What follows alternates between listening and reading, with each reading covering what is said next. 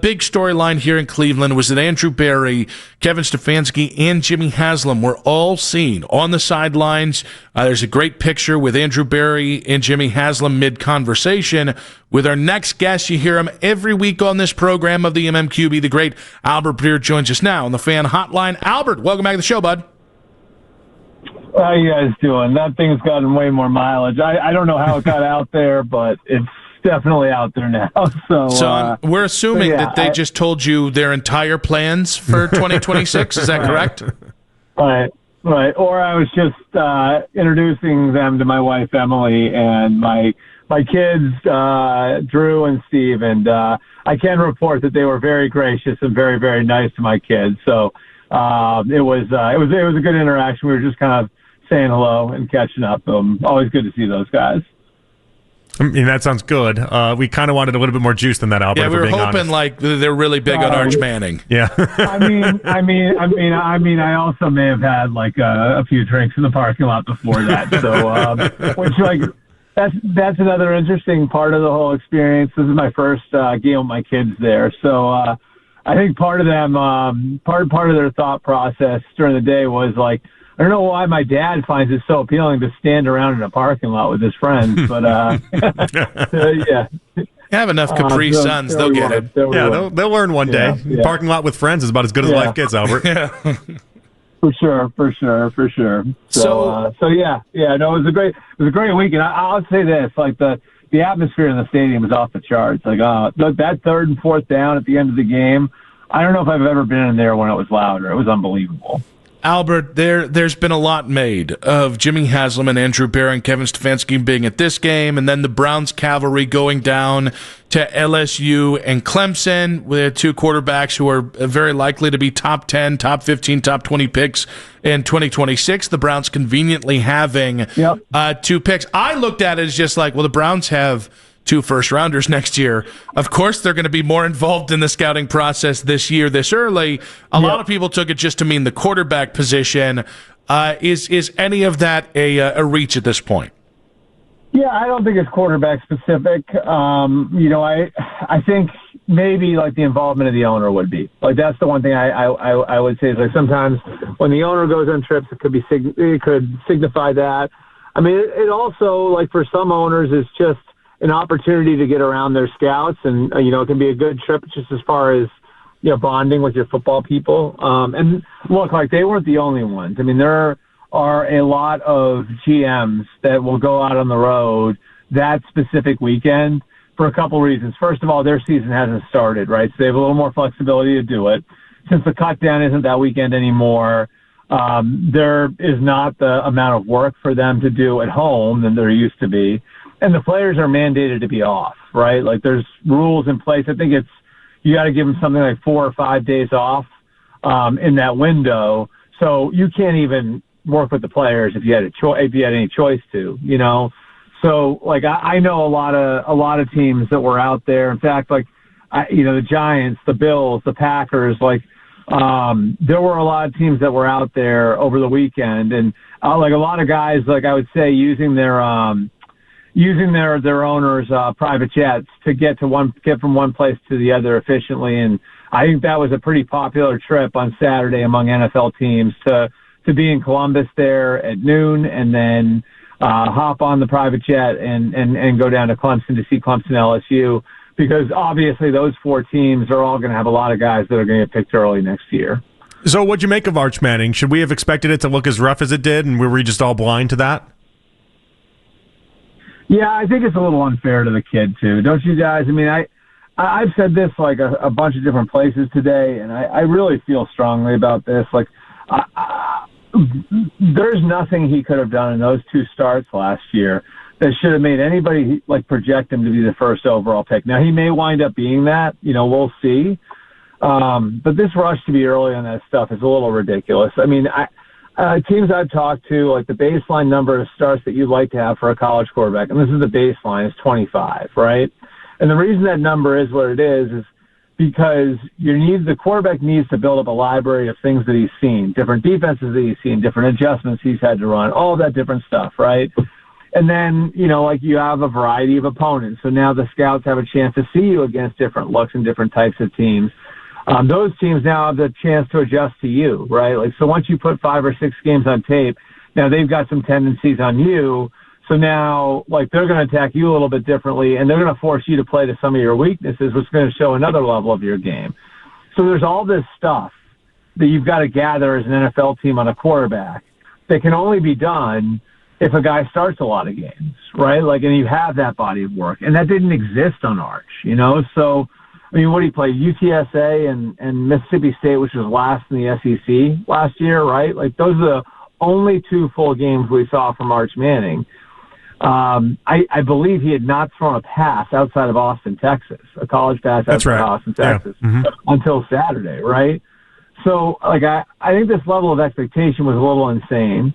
I think a lot of the people that were building him up are the same ones that are tearing him down now, because that's the game we play with all of them. And I think, like, you can, like, see a lot of good in the kid by seeing how he handled that, right? Like, I don't know if you guys saw the Yahoo story on him that ran, like, a few weeks ago, but it was an interesting quote, like, in there. Like, so Michael Taft, who's one of their leaders, he's a safety on the Texas team, close friends with Arch, so that Arch said to him, I can't wait until I throw a pick, and everybody who says I'm the best player is going to say I'm the worst player, right?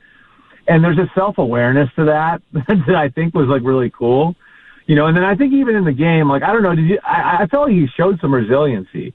Like, there were a lot of spots where he probably didn't know what the hell he was looking at because they did a really good job, Ohio State did, of disguising.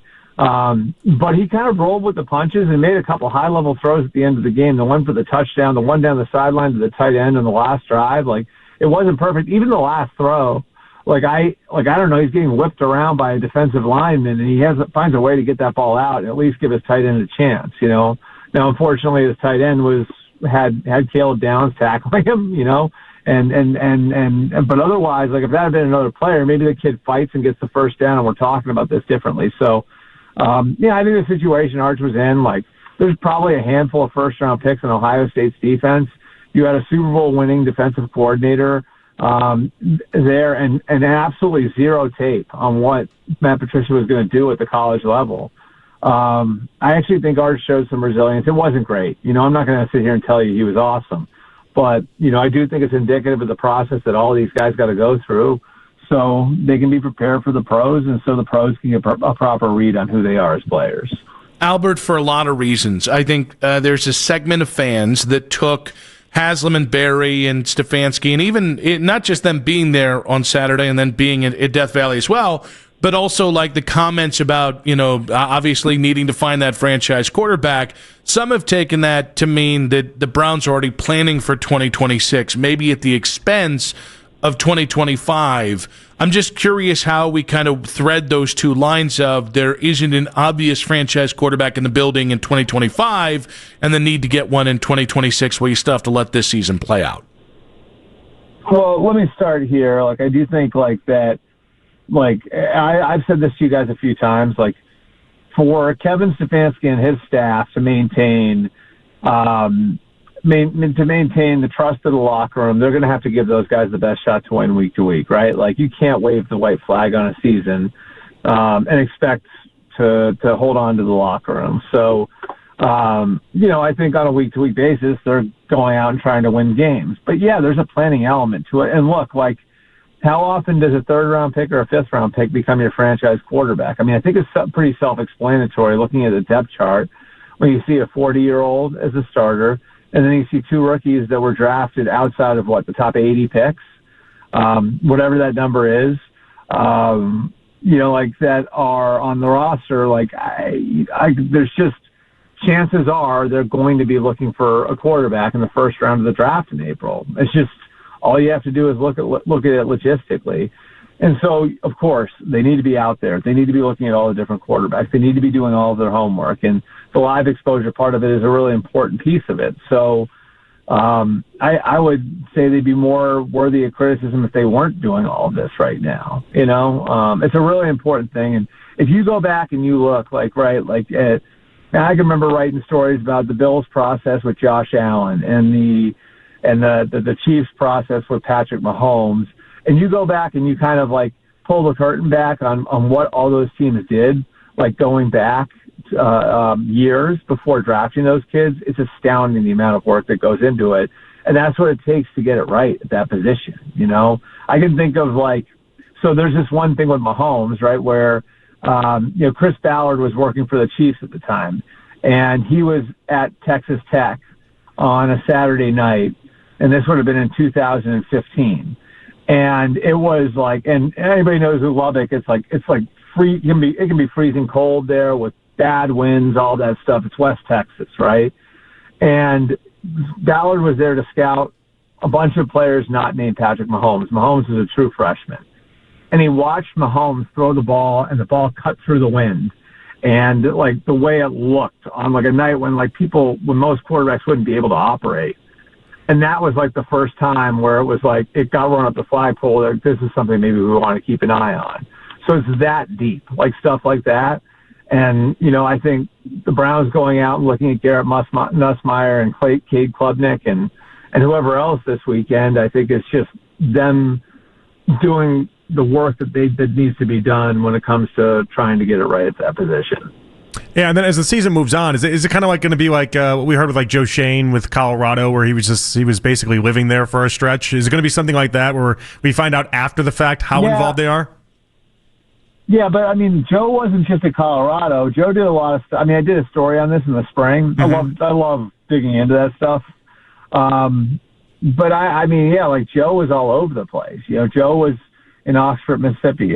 Joe was in Miami. Joe did all the work on all the quarterbacks. So yeah, I think it's definitely possible that you'll hear about some of that when it comes to, not only Andrew Berry, but also his top lieutenants, Glenn Cook, Cat Hickman, the people that are going to be involved in the decision making process to get eyes on the kids.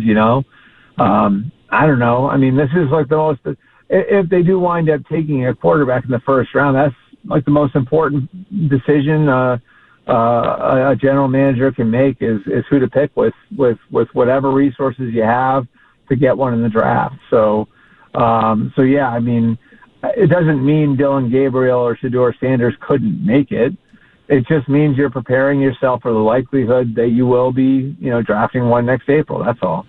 Albert Breer of the MMQB on the Fan Hotline. The Micah Parsons trade sent shockwaves throughout the NFL. I know we were pretty surprised because it just plenty of guys have had contract kerfuffles, plenty of guys have demanded trades, and most of them, if not all of them, have ended up back with their original team on a new contract.